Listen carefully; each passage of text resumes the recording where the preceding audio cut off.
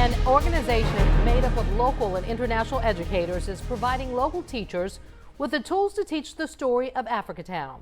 Students are not required to learn about Africatown, the Clotilda, or the 110 enslaved Africans it carried from Benin to Mobile. But educators say it's important to put a spotlight on it.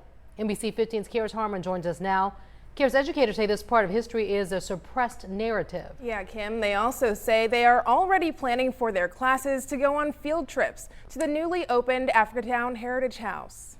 A lot of our students really don't know the history that Mobile holds, the legacy of it. 163 years ago, a group of 110 enslaved Africans were taken from their homes, transported to Mobile and put into bondage, decades after the Transatlantic Slave Trade was over. I just think it's important for all kids to know Mobile history, regardless of your ethnicity or historical background. It's a subject that is uncomfortable for some to learn about, but it's the truth. And telling that truth starts with teachers. The goal of today's workshop is to teach teachers how to teach about Africatown.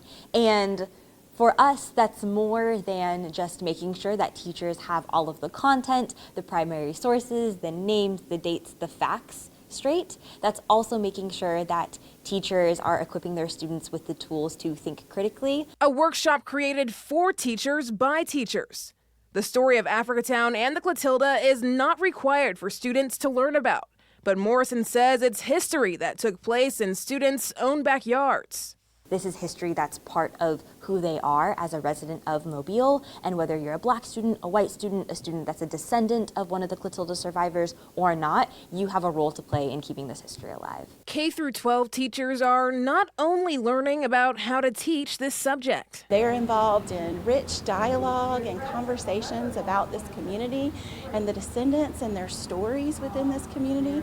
They will spend a portion of the day here at the University of South Alabama College of Education and Professional Studies, learning about our local history. The educators attending the professional learning session today will receive professional learning credit. Teachers will end the class by visiting the Africatown Heritage House and seeing the tangible evidence that they learned about in the workshop. When we think about bringing Africatown's narrative to light, we think about justice, and not just the celebration that is sharing a best-kept secret, but also the justice that comes from uplifting a heavily suppressed narrative. So it's so important that the descendants are the ones kind of on the front lines, but they're also calling us to be part of that storytelling and uplifting process. And so the more that we can do that as a Teach Africatown team, the more that we can empower other local educators and students and families to get involved in sharing the Africatown story.